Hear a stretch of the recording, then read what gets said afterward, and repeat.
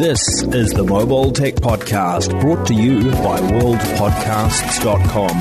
Now here's your host, Tech Girl, Miriam Joie.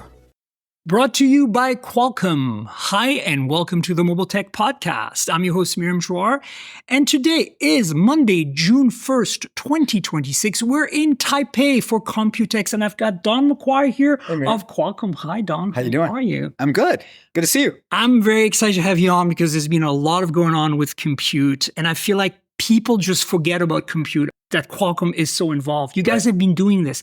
I've been coming to the show on and off for over a decade. Yeah. And I remember being here when you did 835. Gosh, wow. And Me too. I was here too. And then, 7CX and 8C and 8CX. And here we are now with the X series and X2.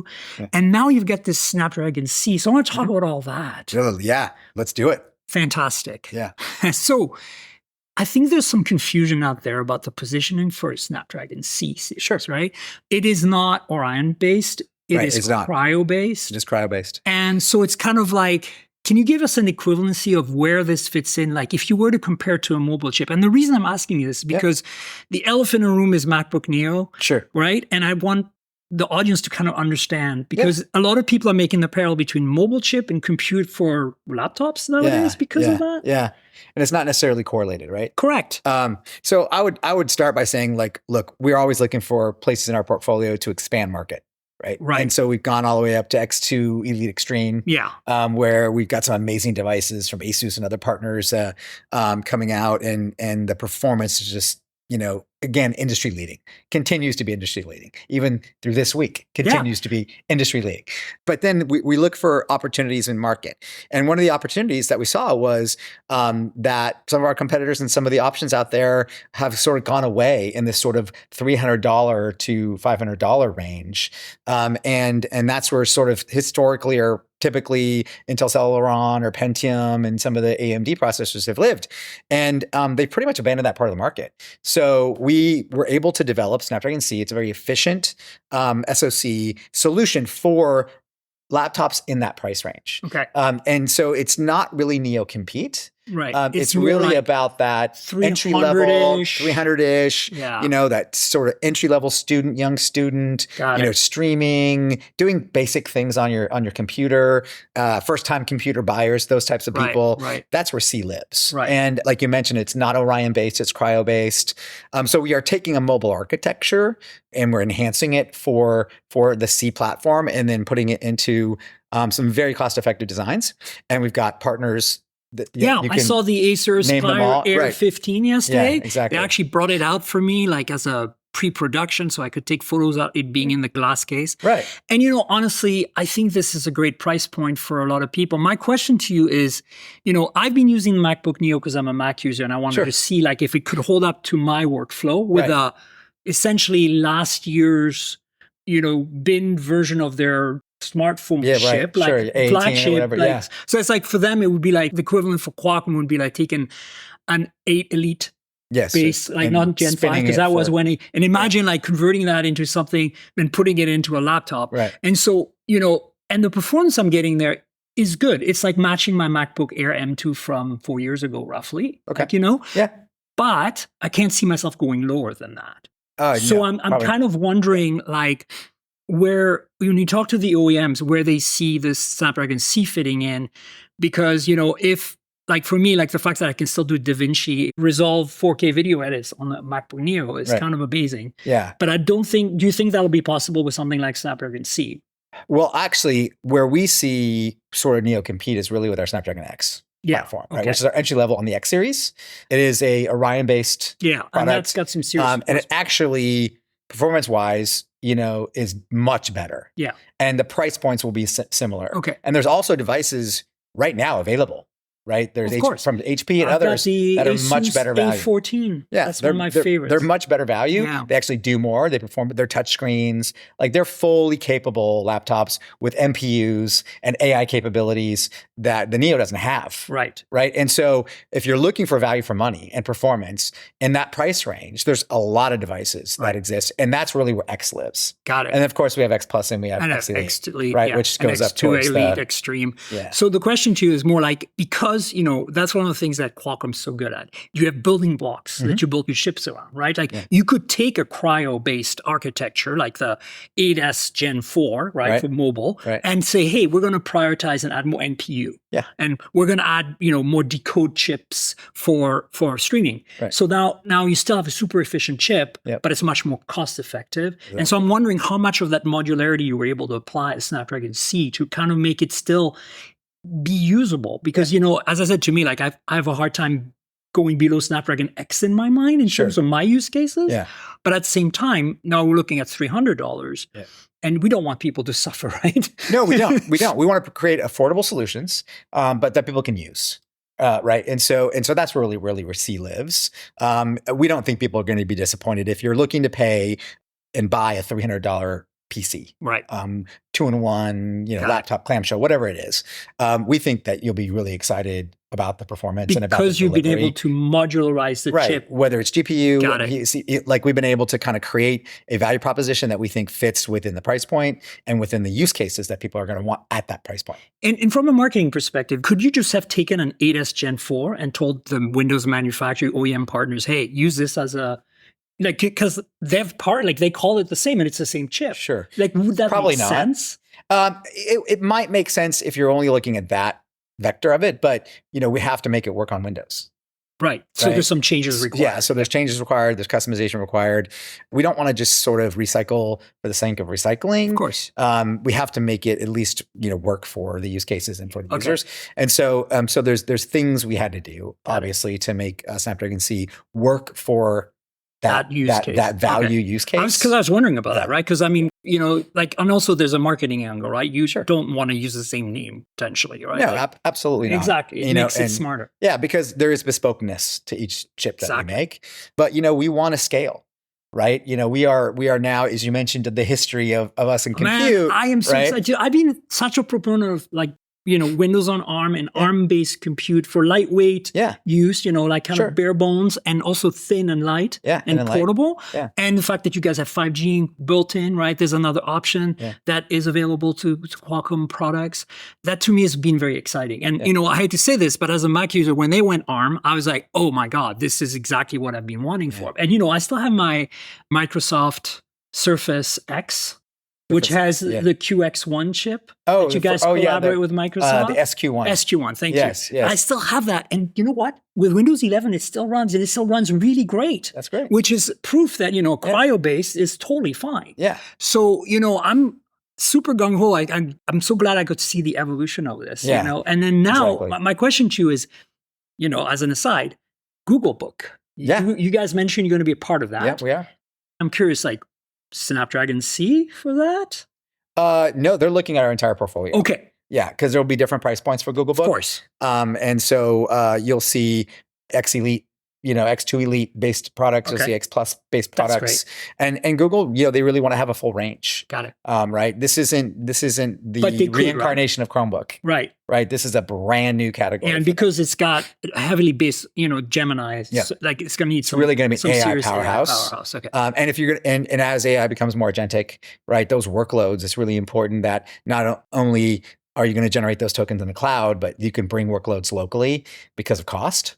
But, when we're here in Taipei, as you said, and we've had this long journey of compute, and today, Cristiano's going to be, on stage with his keynote talking about 26 is the year of the agents, right? And agentic AI and the workloads. And you'll see some of the comparisons of the tokenomics of agentic AI.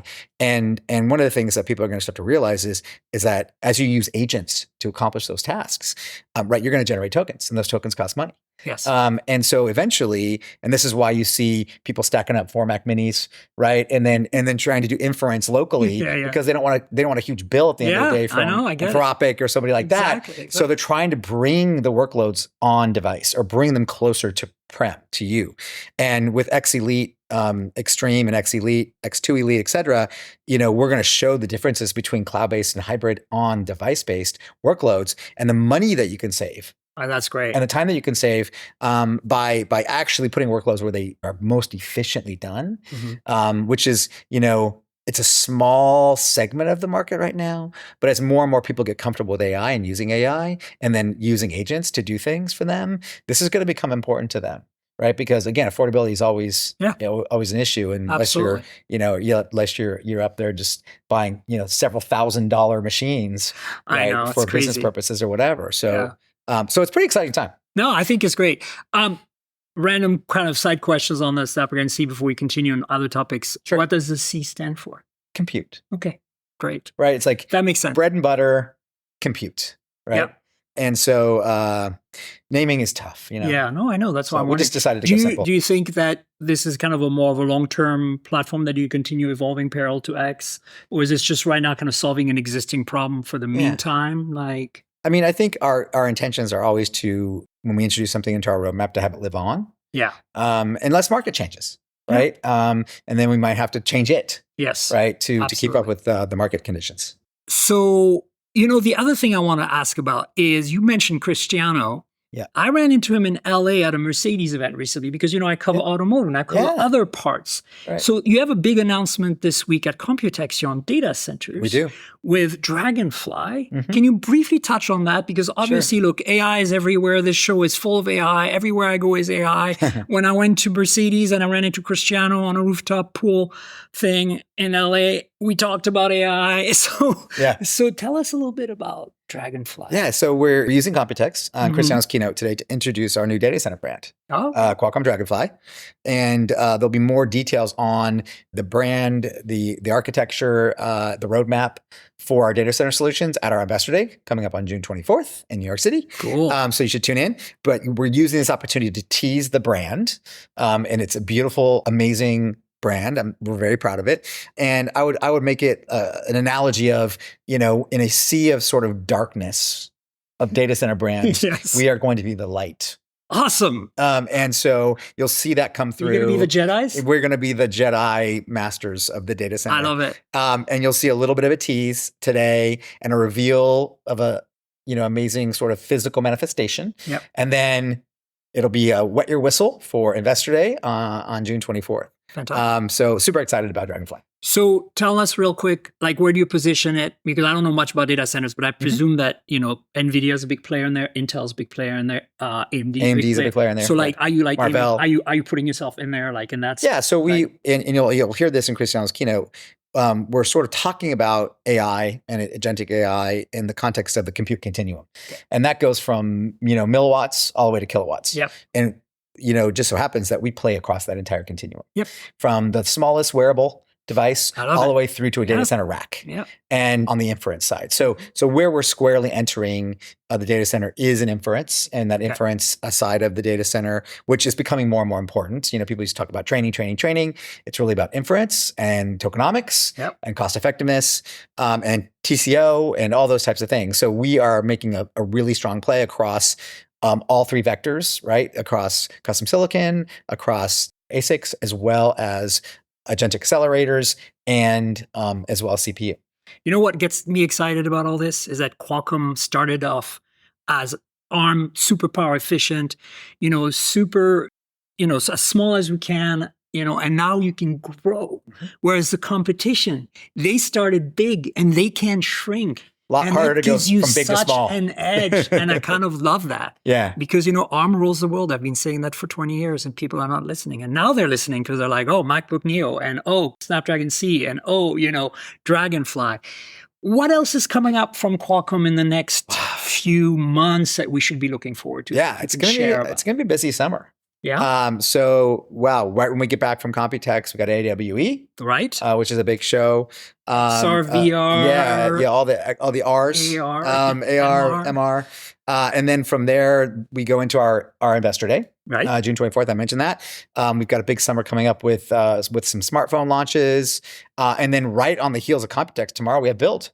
Oh yeah, it's tomorrow. Wow, Cristiano will be making a cameo in Build.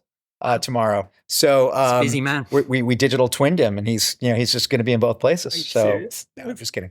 But we need to do that one day. That would when be when it's possible. Cool. When it's possible. That'd be great. No, he did a little pre-record with Satya. But yeah, it's just a really busy time of the year. Yeah, and then that's leading us directly into the summit that you guys can do at some point. Snapdragon Summit. Yep, it's going to be amazing. Fantastic. Well, I'm super excited. And me too. Thanks so much for your time. Yeah, thanks for having me. I'm Very Always a stoked pleasure. to see where Snapdragon C brings us. Folks, I've got some coverage on Computex on the Acer Aspire Go 15, which is the first Snapdragon C device announced. There's more coming. There's going to be some new Snapdragon X-based products announced. There is a desktop-based from ASUS. We're going to see this afternoon. A little Mac Mini style thing with a Snapdragon X 2 in there. I think X2 Elite. But anyway, check it out. Don, thanks again. It's a pleasure to have you. Man. Good to see you. All right. And folks, we're back with Domenico Lamberti. Am I saying it properly? No. Close enough. Close enough. Dom is here, Mobile Dom, and we're here at Computex in Taipei, as I mentioned earlier in the show. So listen, a lot of stuff happened here. Some of it is exciting. Some of it is a little odd, and I have lots of thoughts. And I figured Dom and I can talk about this stuff for the next 40 minutes or so. What's your kind of overall impression? This is your third Computex. This is my 10 plus, but I took a long break between 2019 and now. So what's your impression? This has been, and I hate to say dull, because that's the wrong word, but slow. Okay. This is an in-between year for platforms. Right. So usually most brands would take Computex as a time for a new motherboard chipset. So maybe AMD or Intel, they'll be launching their next platform. So ASRock, MSI, whatever, will have 50 new motherboards. Yeah, there'll be like a collection of motherboards. And there's nothing. Okay. Because AMD's just redoing what they've done for the last year and a half. Nova Lake isn't ready for Intel yet. The NVIDIA's not got any 50 series refreshes. AMD's re-releasing a card from a few months ago that was China exclusive. So in the big consumer computing realm, it's kind of been dulled down. And what's, at least for me, tried to take some of its place is big ARM vendors. Yes. So obviously we're going to talk about Qualcomm, MediaTek, NVIDIA. MediaTek and NVIDIA. Those are the two big ones. And which would you prefer to start with? Probably with Qualcomm. Also, we should mention that outside of the ARM realm, there is Wildcat Lake. Of course. And that's actually very interesting because, as you know, I've been using a MacBook Neo for the last month or so for all my work, and it's recording audio right now. I use the microphone you're seeing right here for those of you watching on video. And, you know, we finally have some competition that I think is meaningful, not the $9.99 discounted at Best Buy for $6.99 kind of deal, and also not half plastic kind of metal, which is, I'm picky about the build quality and materials personally. Metal-ish. But I think you brought up something very important that I think we should mention before we continue. I think you're right. It is a bit of slow Computex. It is extremely hectic and busy with people, though. Like, I think it's slow for PCs, for us, for our stuff, for consumer, because of AI. Yes. Because the first 3 floors of the expo are data center.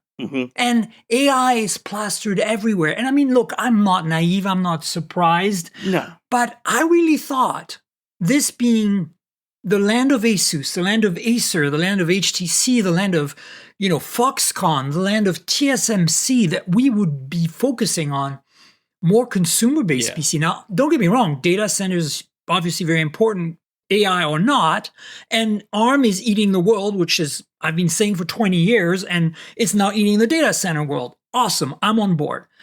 But I just feel like it does bring a different flavor to Computex, doesn't it? Agreed. So, again, this is my third Computex, but all the previous ones have definitely felt more consumer-focused. Right. This one, in such a way that it's not that, we're seeing server racks on the floor.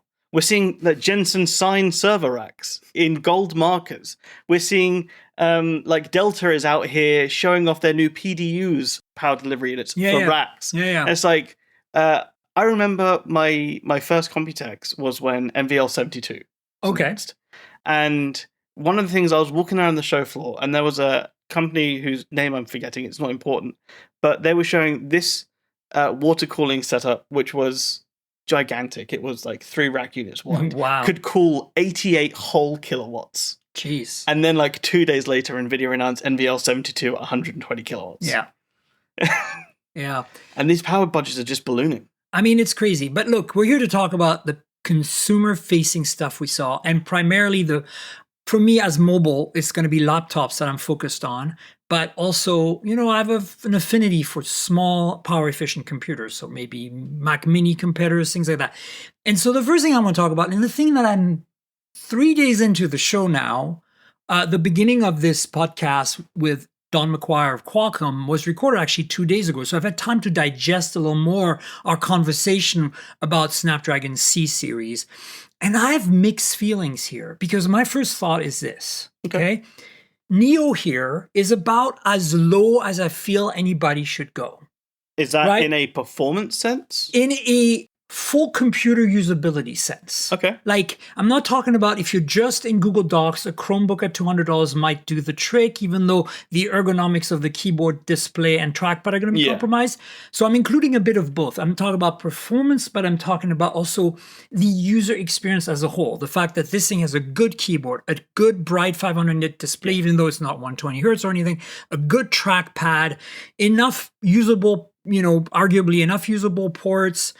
It's bare bones, it does the job, and the highly integrated Apple ecosystem stuff in terms of the software and the hardware working together makes it possible for them to use an actual non-modified mobile chip. I mean, it's been, but whatever. That, to me, is kind of the baseline, because I think if you go slightly below that, you're starting making compromises on build quality, materials, the trackpad, the keyboard, the display, and then, of course, the performance as well. And so when they're saying to me, hey, we're making a chip that's targeting $300 computer, my first question is, are these hypothetical $300 computers? Because with RAM prices and storage right now, are you going to hit that $300 mark? And I'm not talking Qualcomm. Are you, the OEMs, going to hit that trend? And if you don't, then how much worse is it going to be than a Neo that's going to be available refurb from Apple for probably $399, right? I think we were both in the same Q&A afterwards. Oh, yeah. Where someone said, are these going to actually hit $399? Yeah, that was Rich. That was Rich Woods. Yeah. And they said, we hope so. Yeah. No, and look, I understand. I'm not here to bash Qualcomm's perspective on this. They have no control what the OEM do. Of course. Right? But I feel like it seems misplaced to me on Qualcomm's part to say, hey, Snapdragon X is what we want Neo to compete with. We want to make devices Snapdragon X that are going to hit the same price point, build quality. Like, we are trying to work the OEMs to do that. And we might see some of that. In fact, we're seeing some of that with Wildcat Lake. Yeah. And I want to get to that in a minute. But I think that my big thing here is, I don't think you could do less. And it feels to me from all the rumors I've heard, and because first of all, they didn't give us any specs. Nope. Still, That's 3 days in. Now, thing. I understand when I interviewed Don, it was even before the embargo lifted. So he had briefed me kind of one-on-one in advance. But I'm just saying, like, the fact that they're not willing to share specs worries me, number one. Number two, if for some reason they can get to, we know a few things. We know that it is running Cryo and not Orion. So as far as I know, that's not officially confirmed yet. We know it's definitely not Orion. Okay. We don't know if it's because Cryo. Don said it was Cryo. Okay, so that's the most official confirmation I've heard. Okay. Which makes me scared. So assuming it's Cryo, I'm thinking to myself, if you want to get close to A18 Pro on a MacBook Neo or close to X with an Orion core, you might want to use something similar to an 8S Gen 4. Which is the mobile A715, I think, Cortex A715. Whatever that is, right? And kind of, optimize that for use with Windows. You need to deal with I/O changes and a bunch of other stuff. But no, we're not even sure that's what it is. Right now, they won't even tell us. So I'm like thinking to myself, like, okay, so if this hypothetical $300 laptop exists, how compromised is it in those other areas? Build quality, keyboard, trackpad, display, materials. Even if the performance is, say, 80% of an X, right? A Snapdragon X. Yeah, decent. Yeah, are we still wanting to really sell laptops at that price point? I feel like, they exist right now and they're all crap, right? And I don't want that to repeat itself with Qualcomm on the box, okay? That's kind of like, why would you do that to yourself, Qualcomm? At the same time, every time I brought up Neo, they're like, oh, you can't talk about Neo and Snapdragon C at the same time because Snapdragon X is what competes with Neo. And I'm like, well, then why does Snapdragon C even exist? Why don't you let Intel Atom do its job, or whatever it is they're using? Is it Celeron still or whatever? I think they those brought, $220 laptops. Yeah, I think they brought back Pentium or something like that. That's right. I don't understand, by the way, as an aside, Intel marketing people, if you're listening, you squandered one of your best brands. Core i. Pentium was an incredible brand. Why didn't you keep that going as your core brand? Sorry, pardon the pun. Anyway, but look, this is what I'm confounded with Snapdragon C. I don't understand the marketing. Like, I do not understand. I understand that they can make a chip that's maybe, cryo-based, that meets 80% of the performance of the Snapdragon X, and there could be room for that. But then when they give us this $300 price point, and when they don't tell us any of the specs, and we're not even sure if it's an 8S Gen 4 equivalency, which is the higher spec current cryo, or if it's something even lesser, and then I start worrying about performance, and then I look at RAM prices and storage prices, and I'm like, why? And then why announce this here without giving us specs? And that's kind of where I'm at with Snapdragon C. I think my main problem with it is, aside from we don't know anything about it, and not only do we not know anything about it, they're actively refusing to tell us, which means it's either too early in the cycle, which I refuse to believe because they've got products on booths. Yes. So it's far enough along that OEMs are making things. So the reason they don't want to tell us is because there's going to be backlash. So Acer Aspire Go 15, correct? Yes. Which is another problem. Windows laptop naming. Well, we could have an entire podcast about that. In fact, I will have you back on just for that. No, but look, the thing I'm trying to say is I played with it, I touched it, I used it. They wouldn't obviously let me look at things like the settings and whatever. In fact, in the demo area at the Qualcomm thing at the W today, they had one of those, and somebody went in the settings and they saw this. Took it to the back room. It disappeared. And the one that they had that was a developer kit, the reference design, they had it locked. Like, you couldn't do anything with it. I think they disconnect the keyboard and trackpad on it or something internally. I think I saw a post from, I think it might have been Tom's Hardware. Do not quote me on this. Someone, again, saw one of these and was able to get Task Manager open, and the codename string was 8C Gen 3. Qualcomm apparently brushed it off, saying it was just an internal modifier, blah, blah, blah, blah, blah. You have to put that in intentionally. I mean, yeah. Also, I used, until I went to an X Elite laptop, an 8CX Gen 3 laptop. Okay. For 5 years. It was, I won't say it was great. I mean, I really enjoyed it. It's something that has never been replicated on Windows and ARM since. Proper sleep-wake. Yeah. I could use that thing on a Friday, get it down to 50%, close the lid, and pick it up next Friday and be at 45%. And maybe, efficiency is going to blow us away. Maybe this is Hopefully. a 2-day battery life type of deal with the right battery. I don't know. But again, I'm worried that the OEMs are going to compromise what this chip can even do by shipping, again, $300 is not, you cannot make a laptop that's good at this price. I am sorry. There is a reason why there are so many people out there that go to Best Buy or wherever, pick your available Walmart, and buy a $200 to $300 either Chromebook or Windows machine and have the worst experience of their life. Not to mention all the bloatware and stuff that comes with it. You're going to have to subsidize the machine together. And that's not going to change because Qualcomm made a very power efficient, very decent, maybe 80% of X performance chip. And that's why would you go there? And the thing is like, again, as you're saying, when you're going down to these insanely low price products, your margins are essentially nil. Say we're using a 15-inch panel just because that's one of the most common sizes, 15.6 inches, you can get for very cheap. Yeah, and that's going to be maybe 1080p if you're lucky, TN, almost certainly. And 200 nit at best, 250 on a good day. Yeah, so you're going to have a plastic trackpad.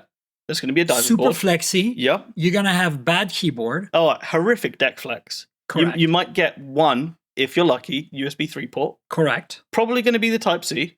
Yeah. But at this price point, you're probably also going to have a barrel jack for charging.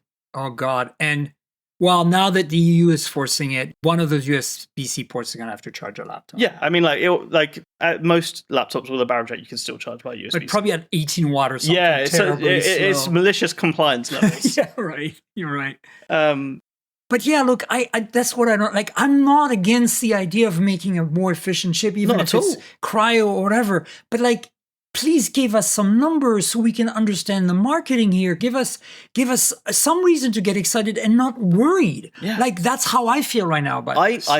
Again, because we have nothing to go on, I'm effectively wondering if it is just a rebadged smartphone chip or a tablet chip. But if it is, then you need to give us the analogy. Yeah. Like, because look, Apple's not even giving an analogy. They're literally saying it's the chip. And we know it's literally the chip. So like, if Apple's doing it, like, and you've already made an analogy on the X series, you've given us the analogy that the original X is essentially an 8 Elite, just basic 8 Elite. And then, technically that was Gen 1, 8 Elite is Gen 2, and now X2 is Gen 3 of Orion. But I'm just saying, you immediately gave us an equivalency. Yeah. But with the caveat that, of course, you had to customize the chip because Windows and I/O. Yeah. And I get all that. And that also brings in my second biggest issue. And that's something as a user of a Windows and ARM laptop is Orion is incredibly powerful. The Adreno GPU drivers are horrific. Well, which is one of the reasons that, which is something we're going to speak about later with RTX Spark, is you don't need to have an incredibly powerful CPU if you can offload it to a capable GPU. And NVIDIA coming in and saying, oh, yeah, we're still using Prism emulation, but everything that can be is now CUDA accelerated. Yeah. That any NLE, any game, that is just, that's a worry that's gone. Yeah. Qualcomm doesn't have that advantage. I know. And that's a challenge, So here's the other thing that I'm worried about is that, and we're going to talk about Spark in a second, but I think that if you read the room being the AI trend for better or for worse, if you read the fact that everybody's going ARM, including NVIDIA, and I have the theory, I've joked about this, is that 10 years from now, Intel chips will be one x86 CPU core for legacy with everything else ARM. You know what I'm saying? They'll get to that eventually because it makes the most logical sense. But aside from that, here's the thing. Unified memory. If they had announced a Snapdragon XU chip or an X3 chip that was not faster than X2, not better necessarily, but had in-chip unified memory, then we start opening, it's AI forward, right? Because you're now saying like you have 80 tops, right? That's what X2 delivers. The X2 MPU. So now you have 80 tops that can be used by all of the different parts of the memory. And, the unified memory is paying off. Like Apple's shown us this. There is one big downside to that though. And that is the cost of advanced packaging. Oh, I understand. So there's a reason the X2 and the Elite cost of RAM that you have to put in there. I mean, the one of the reasons the X2 Elite Extreme costs as much as it does, even if you take out the fact that it's got 48 gigabytes of LPDDR-X 8553 or whatever it is, having the RAM dies, the DRAM dies that close to the package, all of TSMC's advanced packaging is going to the AI data center people right now. Right. It's so strained that companies are now actively going to Intel Foundry and seeing if EMIB is a viable alternative. Yeah. And look, the more advanced packaging, the better. Right. I would love to see an X2 standard or an X2U, like you said, with on package, like Lunar Lake, but ARM. Yeah, exactly. I just don't think we're going to see it, just purely because of the cost of every constraints. Every foundry process currently. That's a good point. Is tapped out. It's a good point I didn't think about. Well, that's a good transition to talk. I mean, look, Qualcomm's done some cool stuff. I hope the C stuff ends up being okay. Let's move on to RTX Spark for mobile, I guess, for laptops. Yeah. This is going to be expensive, right? 100%. Like we're talking $3-4 grand laptops at minimum. Like if anything comes in under $3,000, color me shocked. So are you thinking this competes with MacBook Pro Ultra or whatever the top one is? The M5 Max. The Max, right? The M5 Ultra, whatever the SKUs are getting very confusing. I can't remember. It's M5 Pro, that's right, not Plus. Pro and then Max, and now Ultra only made it on the M1 chips, right? No, I think it's M2 and M3 got an Ultra, which is two Max dies fused. Yeah, fused, exactly. So M5, that only has Max. So you think it's going to compete with M5 Max? Performance-wise, no. Beyond that? No, I don't think it's going to match it. So okay. So we know the CPU in Spark.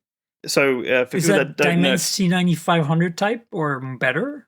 slightly lower than that. So it's MediaTek who did the CPU. Guys. So for those that don't know, RTX Spark is also called NVIDIA's GB10, which is what we saw in the DGX Spark supercomputer last year. It's 20 ARM CPU cores and a custom Blackwell GPU that is roughly RTX 5070 equivalent. Okay. It's 10 Cortex X920 cores, which is their top core, and I think it's 10 A720s. So they are quite powerful. So the X925 or whatever it is power at all costs. Okay. It's that single-threaded performance. Doesn't matter the die area, it doesn't matter the power. Got it. Which is why they paired it with the A700 series. Okay. They need to rein it in somehow, but at the same time, you've got 20 cores, you've got a big-ass GPU, you've got a lot of I/O, you've got this massive chip-to-chip connection between the two, which is the new NVLink Fusion chiplet, which apparently caused some issues early on, which is why Spark was so delayed. Right. But I know how the Cortex X cores perform. They do not have a single core advantage against. It might get to M3 Max levels. So how does MediaTek fit in this? Because I thought if NVIDIA already had 20 cores of ARM, where does MediaTek fit in? MediaTek has an incredibly diverse ASIC business. Okay. So MediaTek is not quite to the level of a Broadcom or a Marvell. Right. But like you will find MediaTek manufactured ASICs in routers, TVs. I'm very familiar with their business. They're actually, we worked with them quite a bit. I'm just trying to kind of figure out like what are the mobile expertise from the smartphone world, which are really good at, are they bringing into this mobile chip? I'm assuming it's power management. Power management. That's my assumption. And do you think like MPEG decoders and stuff like that too, that might be needed on a... Honestly, like all that AV, whatever, all that stuff. Why? But the only thing I can think of is and 5G. They could add 5G. No, so there's no modem on die. Okay, which is also something we probably could have said about Snapdragon is that none of them have modems on die. That's right. But why would you use MediaTek's encoder and decoder engines when you've got NVENC? Oh yeah, right. Which on the Blackwell GPUs that can then plug into Premiere. And so this is purely power efficiency. The only thing I can think of is that it's MediaTek's ASIC business. NVIDIA can just farm it out to them. Yeah. And power efficiency. Right. Interesting. Well, I'm happy for them because I think they need a win. They need a win, and I think MediaTek needs more visibility beyond Chromebooks. I have the Lenovo Chromebook 14, which is running that. The Companion Ultra. Companion Ultra, and it's really great. Yeah. As you said, like you've been using ARM-based Windows for a while. Yep. I started with the Surface X. Yeah. Which I still have, and I have updated to Windows 11. And I was telling Don this earlier in the show. It still kicks ass. Like I can use that. It's not as good as my Neo. No. But and that's my point. If Snapdragon C, is that okay? That I can live with that somewhat, but that's also really nice hardware. Yeah, and that's the thing. It's a 5-6 year old machine. $300. I'm like, ugh. It gives me the willies. Yeah. The only downside, and I say only, I'm actually quite worried for MediaTek in this case. If it doesn't perform well, it's going to get put on MediaTek. Yeah. There is that. But I feel like, look, I think with the specs that they've kind of like shown us in the kind of RAM it has, potentially, everybody knows that power management, it's not going to run 2 hours. We're hoping at least to run like half a day or something, 8 hours or something. 6, that'd be good. From what I've seen, the apparent power levels are 30 to 50 watts with bursts up to 80. Okay. So I think we'll be okay. I just feel like you're right. Like NVIDIA is not going to take the hit if something goes wrong. If something goes wrong, NVIDIA can say, well, like the Blackwell GPU works fine. our bit works fine. We gave this to them. Do you think AMD, as I joked, and maybe we can kind of lump this together now and then move onto Wildcat Lake, but do you think that I'm right that eventually Intel will figure out that they have to go back to ARM like they do with Xscale to really get the efficiency and the scalability? And I don't think they're going to go ARM. Really? I think they're going to do RISC-V. Okay. I think they're going to buy one of the RISC-V that's still startups. risk. So when I say ARM, I should have clarified that I don't count RISC-V because it's different. But I think to me, there's simple instructions. Simple instructions. Yeah, they're risk. So I'm like, okay, yeah, that makes sense. I think they're going to buy a RISC-V startup. Good. Meta bought Revos. Yeah. Qualcomm bought Ventana Micro. Yeah. Which is very interesting because Ventana have 3 generations of supposedly high performance RISC-V server cores. So do you think AMD is going to go RISC or ARM? I think AMD is more likely to go ARM because back pre-Zen, there was something called Project Skybridge. Do you remember this? I don't. So Project Skybridge was a pin compatible CPU socket that you could have either ARM or Bulldozer. Whoa. Yeah. Cool. So they were working, this was like Cortex I think it was A57 time. So just as ARM had gone to 64-bit. Right. AMD was working on an ARM platform that you could swap CPUs between x86 and ARM, completely pin compatible. So same I/O, same RAM, and everything like that. Very cool. This was multiple years ago. Obviously, AMD has gone through many restructuring changes since, and obviously they're now the powerhouse that is Zen.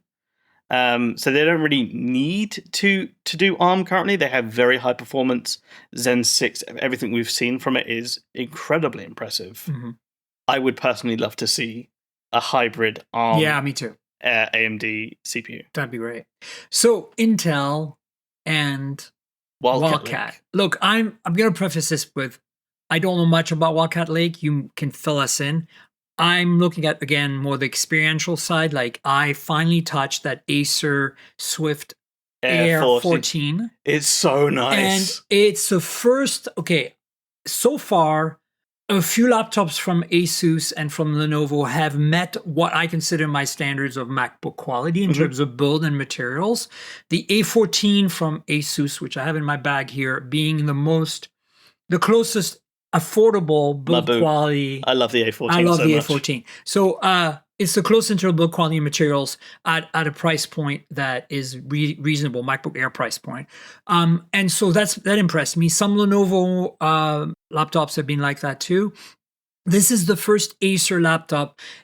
And I don't want to offend my friends at Acer because I love some of the stuff they've done in the past, but this is the first one where I really have felt that there's no compromise in build quality of materials. This thing is absolutely a Neo copy in the sense of in the best way possible. The best way possible. There's only a couple of caveats. They have pulled the figure out. They said, okay, we need to actually down to making the hexalobe or pentalobe screws, which really amused me. The radius of the corners. The fact that you lift the screen open with one finger, which I will die on that hill.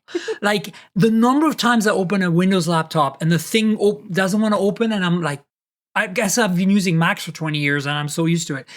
The other thing that I think was really cool is that it does open flat 180 degrees if you open it fully. So that's something I've never personally found. That's not a big deal. No. But it's because Macs don't do it. It's annoying. Yeah. I have worked in schools, and I will say that feature would be great in schools because kids will break anything. Yeah. So if you're at a desk and the kid goes wham, you're not going to break. And then the other thing that I thought was cool about it was more ports. The negatives are that it is a springboard trackpad, so you can't click evenly on it anywhere. I don't understand why Windows manufacturer can't figure this out. Apple did it. Yeah, I was about to say, it's not even that you have to go to a trackpad to not have a bad keyboard. The Neo is a non-haptic trackpad, but it's not a diving board. Correct. It's suspended by each corners. Sorry, you said diving board. I said springboard. Diving board is exactly what I meant. Yeah, I just I don't get it. It's like, that's the only thing with the Acer that had an issue. The keyboard's great. Keyboard deck doesn't flex. Trackpad feels nice. It's responsive. Good I/O. Displays 120 hertz. I know. Wow. 16 by 10? Yeah, 16 by 10. And it's also a pretty decent resolution, which the Neo is definitely beating the competition with resolution-wise. It's also, I noticed the specs, so it's not as bright. It's like 350 or something. Yeah. So this is 500.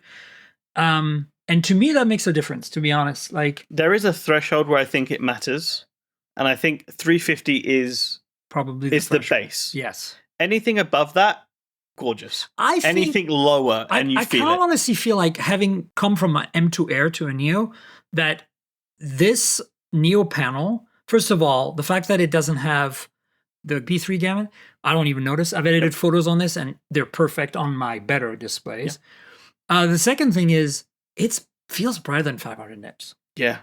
I don't know what it is. Maybe it's just the color calibration or Could the be. contrast on the panel. But look, the viewing angles are amazing. Yeah, I mean, I'm looking at it almost head on, but if I it doesn't feel... It's a great display. Yeah, it really is. And I think one of the only qualms I have with the Aspire Air 14 Go or whatever it's called, these terrible Windows Swift Air 14. This is so bad. Just take them all to court. Is nothing to do with them. It's to do with Intel. I know. I love Wildcat Lake. So tell us more about it. And just before you do, this is going to sell for $699 with 8 gigs of RAM and 512 gigs of storage. And I believe it has Windows Hello, right? So yes. Or fingerprints. I can't remember. It's Windows Hello, but it is fingerprint. It's not Face. Okay, got it. So it does have very pretty good. So basically, you're getting the upper SKU from the Neo for the same price with 120 hertz display, but a slightly worse trackpad and slightly more I/O.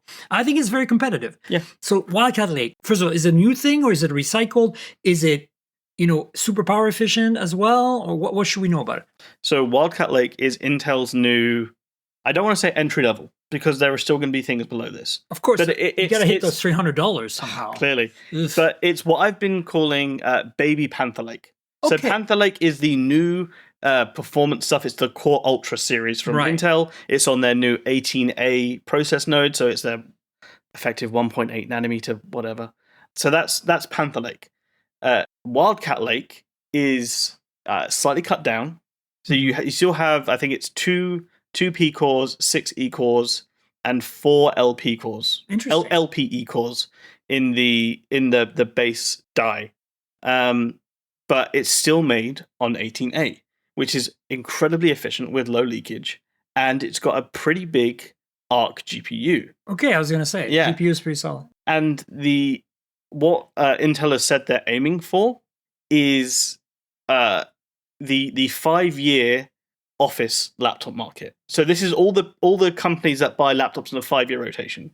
So the MacBooks, most of my MacBooks have lasted 5 years for me, or sometimes a little longer, sometimes a little less. Yeah. In terms of not falling apart, but me finally retiring them. Yeah.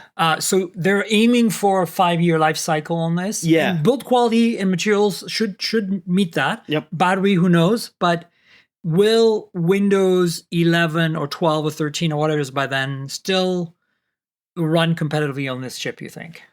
From everything I've seen so far. We know that M1, which is basically the same performance as the A18 Pro, runs ZOS perfectly fine. Yeah. The only thing about 5 years in, 6 years in.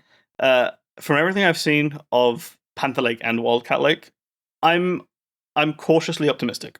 8 gigs, of course, is a challenge, and it's going to be a challenge for the MacBook Neo until they switch to an A19 Pro with 12 gigs. And I wouldn't be surprised if sometime after the iPhone 18 comes out, randomly, without even making a fuss, the specs on the website for Apple will get upgraded, and we'll get a Neo that looks exactly the same, has maybe refreshed colors, and an A19 Pro with 12 gigs for the same price. Come on, baby, bring back Project Red. Okay, aside, we're tangenting. You're a chip expert. Why the hell would Apple remanufacture the A18 Pro bin when they can't just grab A19 Pro's bin, and they already have the chips? So that doesn't seem cost effective. So you basically have a wafer supply agreement, for lack of a better term. You buy a certain amount of wafers, and you can kind of shuffle around what you make on them. Okay. But if you're buying, say, it's Apple, so TSMC, you're buying X amount of N3 wafers. Mm-hmm. You can't make everything on that. No. And say, okay, I need to prioritize what's selling really well. Right. Why? I could sell 15,000 Neos with an A19 Pro. I could sell a couple million iPhones with it. Right. You prioritize the one that's iPhones. Got it. But you didn't say this, but a lot of people have said, why don't you just remake the A18 Pro with more RAM? That is a process manufacturing. You can't do that. Yeah, no. Because this is something called POP, package on package. The RAM is physically stacked on top of the CPU. Okay. As an aside, I read somewhere today that there is an analyst that has kind of estimated, and it's probably pretty accurate, that there's 1.1 million MacBook Neos out there. That's entirely believable. In what, 3 months, right? 3 months. Roughly, like that's insane. Yeah. And I believe it. It goes to show the market has been hungry for, and I don't want to say inexpensive because it's still $700. Yeah. But a relatively inexpensive machine that is not dog shit. Like it sounds so silly. A keyboard you want to touch, a screen you want to look at, something you don't like close and put away when someone's out. It's a nice machine. I mean, honestly, as I said, I'm coming from an M2 Air. My producer Theo, who's in the room in the back here, is using an M2 Air as well. And there's a slightly better spec than mine. But the point is, like, I have no regrets. I'm missing. The only thing is the backlight on the keyboard. And the only time I've noticed it in the entire month I've had it was when I was on my 13-hour flight from San Francisco. And I spent 8 hours editing audio and video for the podcast in, a super dim brightness. Yeah. And it was like at the borderline of me being able to identify the keys. A lot of my editing is muscle memory of hotkeys. I sometimes hit the wrong key, but most of the time I was fine. Yeah. And here's another number. The battery on this is much smaller than an M2 Yeah, it's Air. like 36 watt hours. Get this. I started on the flight at 100% on my 8-hour work session, and I ended at 40%. This is with a brightness at about the same level as it is now, so like entirely viewable. Less than half. Yeah. But not like in the lowest settings.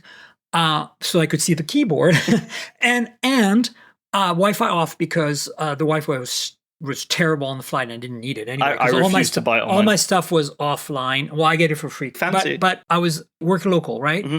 And I'm running Audacity and DaVinci at the same time, editing on both kind of timelines, identical, cutting out the same things more or less. And, having headphones plugged in.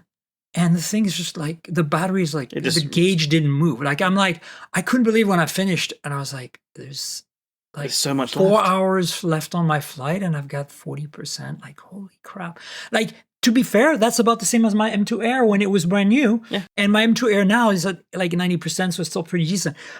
But like that smaller battery, they didn't need more than that. I mean, for reference, I use an ASUS S16. So a first-gen Snapdragon X Elite, 16-inch. It's an OLED, so it uses a bit more power. It's a 70 watt-hour battery, so double this. If I'm editing video on that, I can kill it in 2.5 hours. Oh. Yeah, I mean, the DaVinci stuff I was doing was mostly, timeline editing, slicing stuff out. There was no LUTs. There was nothing fancy. Same here. And to be fair, the rendering is probably what drained most of that. 60% I used, right? And because I'm rendering, the final edit of the podcast was 1 hour and 6 minutes. So I'm rendering our 6-minute video at high quality. So you'd expect it to have a bit of a hit. But my point is, the chip is optimized so that because it has an MPEG-4 encoder in there. So that's another thing. It's like sometimes you don't need big. And I'll give you an idea, like 10 minutes for that render. Insane. 10, pure 12 insanity. minutes. And no heat. Yeah. Yeah, that thing screams. So, like, the fact this is silent. I know. Oh, this is very important. There is a vent, and it looks like a heatsink fan-like thing in the back of the Acer Aspire. Yes, I saw this. What is it again? The Snapdragon C. Yes. And I'm like, okay, so this has been my beef, and I've literally approached people at Qualcomm about this, execs. I should have asked Don. Why can't they force the OEMs to make a certain amount of laptops with no fans? Because I'm not talking X Elite or X2 Elite. I'm not talking Extreme. I'm talking like the X or the X Plus, the base models. Like there's the no easy reason. ones. And we know, right? You've seen the videos of the guys taking it apart, and just a little simple strip of adhesive, whatever it's called, thermal pad solves the problem. I bought some, in fact. Yeah. And I might upgrade that, improve it because there's some, maybe I can render instead of 12 minutes, do, 8 minutes. Yeah. But my point is, like, why is it that they're putting fans in these machines? Because it's easy. But it's expensive. It adds cost to the machine. To an extent, they've already purchased these. They've already had the tooling for these heat sinks made and the heat It's part spin. Yeah. It's part spin. But why not, like, you sell more to remanufacture it itself? Like, or the shell is a reuse. yeah, I think it's a reused shell. Aspire Or Go 15. That's what it was. Yeah, or much like legacy automakers, they are multi-energy vehicles, which means they were designed for petrol that they shoved batteries in. I think that's a similar thing they're doing here. It's a stock Windows design. I mean, okay. Again, as an aside, I love tangents. I hate, and maybe you don't agree with me because you have a 16-inch laptop. I hate laptops that have a numpad. So I don't have a 16-inch laptop by choice. Because you want the numpad? No. I was given this laptop. I have a 13-inch ride or die. Okay. I want a 13-inch 3x2. I want a Framework 13 Pro. Okay. And speaking of which, I went by their booth today. Cool stuff. Did I. So cool. Very nice. I've been begging Framework and Qualcomm to work together. They need to. That you can have a RISC-V laptop and you can't have an ARM one? Ridiculous. Absolutely ridiculous. I honestly, if I built my ideal framework would be the most recent one, the 13 Pro with Snapdragon X Elite or X2 Elite. That's what I want. Not the extreme. I don't need to go extreme. Nope. Even X Elite is fine. I don't think I want. If you want to put the extreme in it, put it in the 16. I don't think I want to go as low as X Plus or X because I do want something more like M5 Air. Yeah. Out of it. If you want to put an X or an X Plus, put it in the Framework 12. They've got the cheap laptop. And you know what? I know it's silly, but I'm such a dork. But the bezel frame, the fact that you can customize just the bezel frame. I want the atomic purple one. Oh my god, so good. Oh my god, I just love. This is actually now an official Framework fan cast. Well, if you're listening, Framework, I love your stuff. I want one so bad. Same. And I just don't have a PR contact. Same. It's just like. Nobody seems to be able to connect me with them either. It's like they're like the mystery company to me. There's every now and then I regret getting out of the journalist and the reviewing space, and it's every time I have to come and buy a new product. Yeah, because like I need a new laptop. So the funny story behind my Neo was that I requested a review unit from Apple. I have Apple PR contacts. They send me all the phones and stuff. Oh yeah. And, this 17 Pro Max that's recording the video for my Patreons. By the way, folks, if I mention video and you're listening to the audio and you're like, what are you talking about? Hey, it's called Patreon, patreon.com/TNKGRL, like my handle on social. And you can get the video version of this podcast for $5 a month every week, a day in advance. And I'd leave more stuff. And more bloopers and stuff too. So you get kind of a more raw experience. And you can see our faces, and sometimes we like to brandish devices randomly and stuff. And I threw mine over there. So my 17 Pro Max here is a review unit from Apple with 2 freaking terabytes. Ooh. I'm like, why? You know what I do. I don't need that. And so what I use AirDrop and I store stuff on it. I was like, see, what they thought is, all right, so Miriam's going to shoot in RAW. She's going to shoot photos in DNG. Yeah. She's going to do all this. No. She's going to do the shot on iPhone commercials with a big rig. Yeah, no. Anyway, so I asked for a Neo, and they're like, yeah, sorry, we literally have run out of review units, and as you know, it's back ordered. Yeah. Like we can't justify. We will get back to you if we have one, if we can find one. So I went ahead and bought one. I actually traded in, sacrilege, I know for some of you, I traded in a MacBook Air M1, which was perfectly functional with a perfectly good 95% battery on it. And you know what? I only did because I want the new shiny and the citrus. Although the pink would have appealed to me as well. But look, I want product red to make a comeback. I will let you know that I'm well aware that the M1 has Thunderbolt. I'm well aware that the M1 Air is just a better computer overall, except for the webcam. This is a 1080p. The M1 Air is a 720 potato. Still? Yeah, well, no. But back then, yeah. Right? And it's the old chassis, remember? Oh yeah, right? that was a redo of the Intel chassis. It doesn't have that stupid notch. Yeah. But this is 1080p and doesn't have a notch either. Anyway, the point is the Air.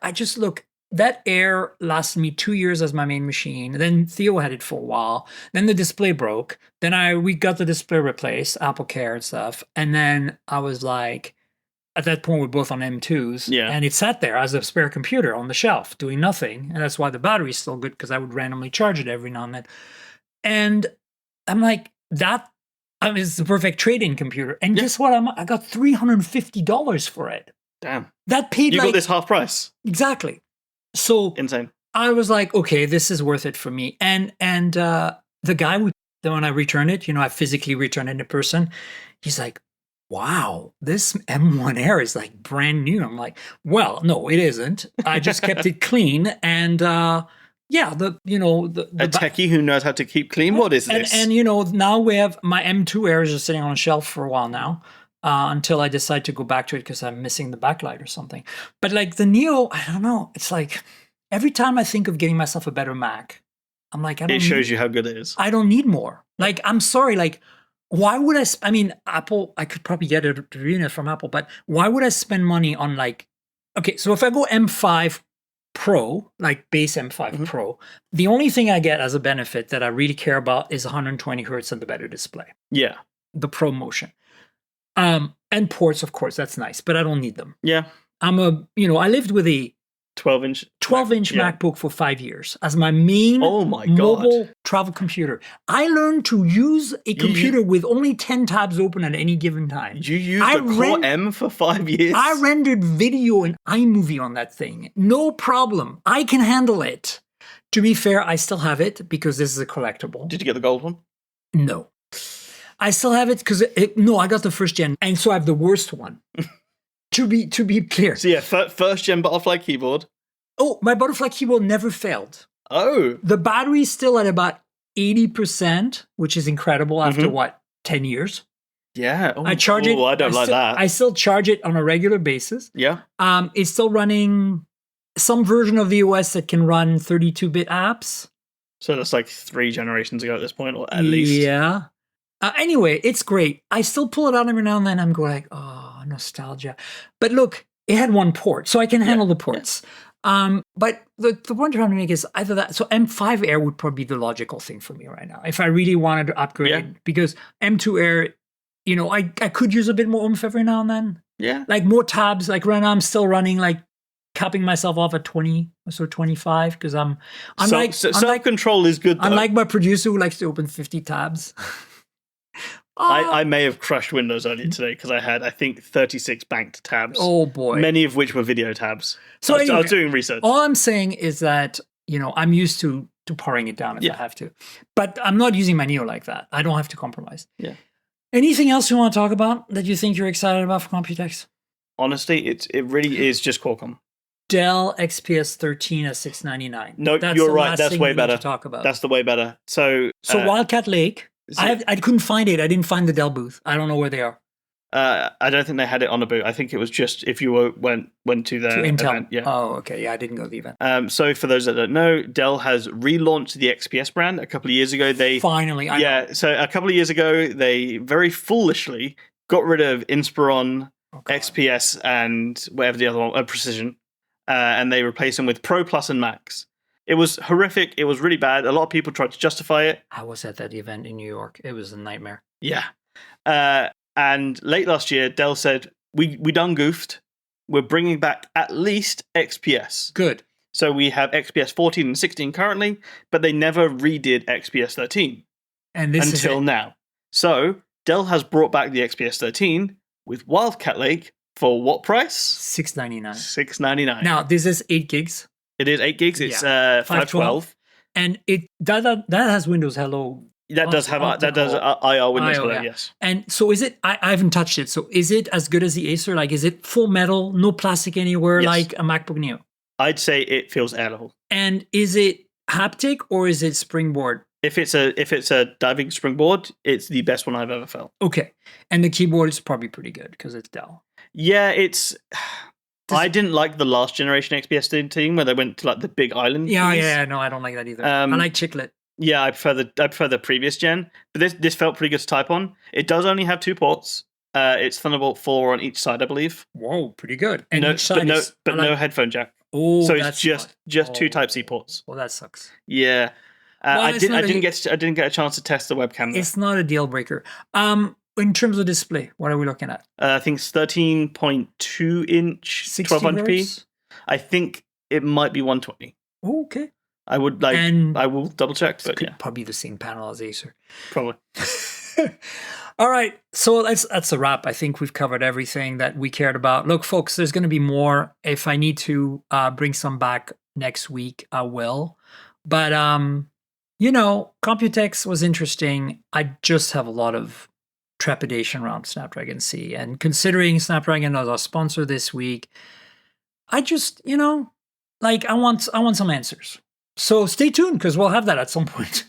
And hopefully it's not sad news. Dom, thanks so much for being on the show. Thank you for having me. It's been too long. Yeah, I know. Do you want to tell folks where they can find you now that you are working with Ian Cuttress and all that? Yes. So I am Ian Cuttress more than more.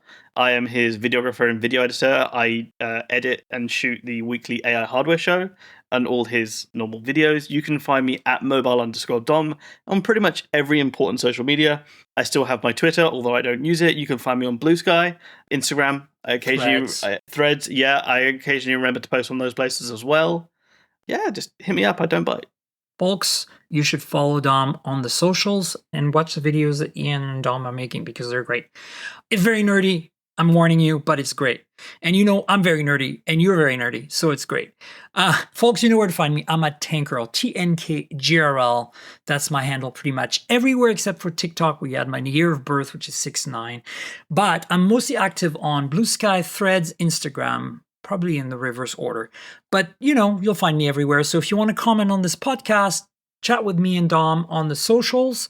And the podcast lives at mobiletechpodcast.com. There's an RSS feed there on all the platforms, so you'll find me everywhere. If your app lets you rate or review the show, please consider doing that. It helps with discoverability and stuff like that. YouTube channel is youtube.com/mobiletechpodcast. You'll find a monthly video on there. The most recent one was on the razors that I did hands-on with in LA. You know how YouTube works. Like, subscribe, click the bell, tell your friends, comment, all that good stuff. And as I mentioned, there is a Patreon. If you want to support me, patreon.com/TNKGRL. You can get the podcast as a video every week for $5 a month, and you get it a day in advance. I publish on Sundays for the audio, so you get it on Saturday evening. So consider supporting me if you can. Again, patreon.com/TNKGRL. And finally, I want to thank our sponsor, Qualcomm. Qualcomm relentlessly innovates to deliver intelligent computing everywhere, helping the world tackle some of its most important challenges. Building on its 40 years of technology leadership in creating era-defining breakthroughs, Qualcomm delivers a broad portfolio of solutions built with its leading-edge AI, high-performance, low-power computing, and unrivaled connectivity. Qualcomm's Snapdragon platforms power extraordinary consumer experiences, and Qualcomm Dragonwing products empower businesses and industries to scale to new heights. Together with its ecosystem partners, Qualcomm enable next-generation digital transformation to enrich lives, improve businesses, and advance societies. Qualcomm engineers human progress. And Dom, thanks again for being my guest. Really appreciate it. Thank you so much. It's been incredible. We'll have you on the show again to nerd out about potato chips. No, computer chips. Either or, I'm pretty flexible. I know, right? And folks, stay tuned. I'll have another podcast next week. Until then, cheers, everybody. Bye. This has been the Mobile Tech Podcast with Tank Girl, proudly presented by worldpodcasts.com. You can visit us online at mobiletechpodcast.com.